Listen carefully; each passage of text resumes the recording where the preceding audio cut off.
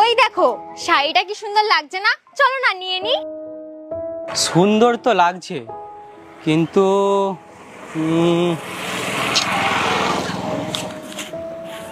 এখন তো 1000 টাকার বেশি নেই, সামনের মাসে নিয়ে নেবো। ততদিন তো অন্য কেউ নিয়ে নেবে। চলো ছাড়ো।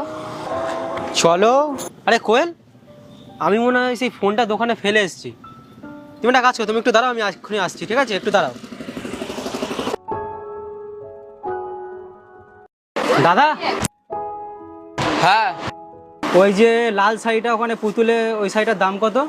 ওটা ওটা মার্কেটে 5000, আমার কাছে 4500 দিয়ে দেবো। 5000?